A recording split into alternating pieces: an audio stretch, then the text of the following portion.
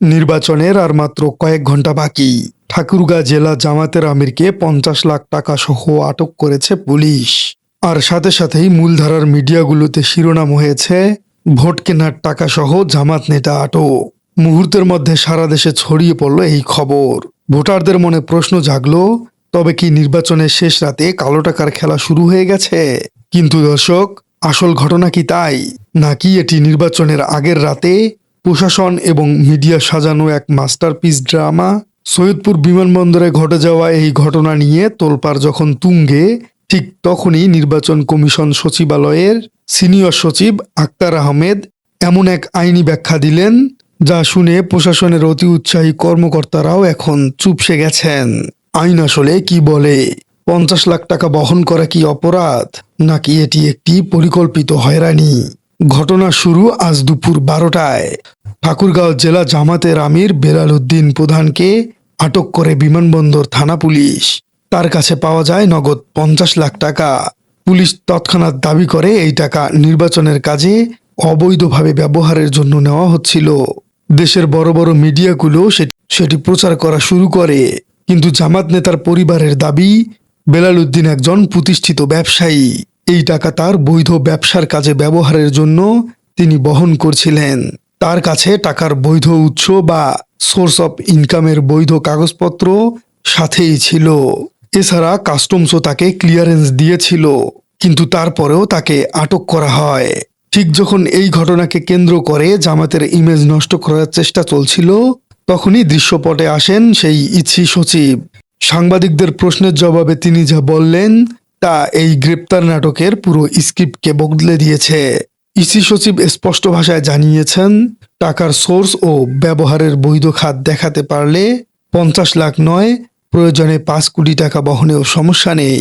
তিনি আরও বলেন, ভোটের সময় টাকা বহনের কোনো নির্দিষ্ট আইনি সীমা বা লিমিট নেই। একজন ব্যক্তি তার ব্যক্তিগত বা ব্যবসায়িক প্রয়োজনে যত খুশি টাকা বহন করতে পারবেন। এটি বাংলাদেশের আইনে সম্পূর্ণ বৈধ।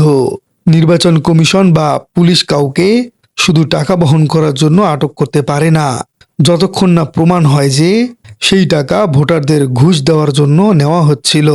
এখন প্রশ্ন হলো, যদি টাকা বহন করা বৈধই হয়ে থাকে, তবে প্রশাসন কেন তড়িঘড়ি করে তাকে আটক করলো, এবং মিডিয়া কেন প্রমাণ পাওয়ার আগেই রায় দিয়ে দিল যে এটি ভোট কেনার টাকা?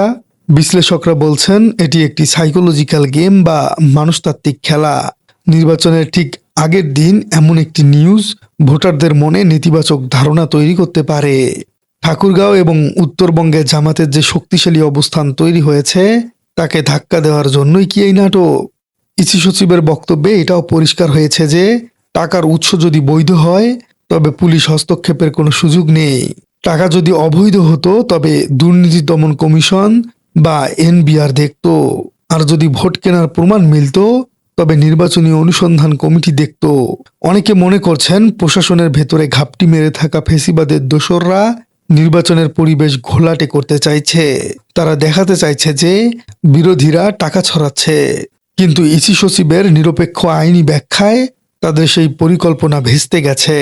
পরিশেষে বলা যায়, ৫০ লাখ টাকা বড় কোনো অঙ্ক নয় একজন প্রতিষ্ঠিত ব্যবসায়ীর জন্য। কিন্তু নির্বাচনের আগে এই টাকা উদ্ধারের ঘটনাকে যেভাবে ফুলিয়ে ফাঁপিয়ে প্রচার করা হলো, তা নিঃসন্দেহে উদ্দেশ্য প্রণোদিত।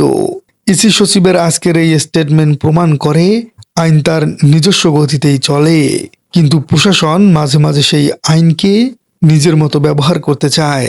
ঠাকুরগাঁয়ের জামাতের আমির বেলাল উদ্দিন প্রধান যদি ব্যবসার টাকা নিয়ে থাকেন, তবে তাকে আটক করা মানবাধিকার এবং ব্যক্তি স্বাধীনতার লঙ্ঘন। প্রিয় দর্শক, আপনি কি মনে করছেন, এটি কি আসলেই ভোট কেনার টাকা ছিল, নাকি নির্বাচনের আগে বিরোধীদের দমানোর চেষ্টা? মিডিয়ার এই ভূমিকা কি আসলেই গ্রহণযোগ্য? কমেন্টে জানিয়ে দিন আপনার মূল্যবান মতামত। আর আপনার রাজনীতি চ্যানেলে নতুন হয়ে থাকলে চ্যানেলটি সাবস্ক্রাইব করার অনুরোধ থাকলো। দেখা হচ্ছে পরবর্তী কোনো ভিডিওতে।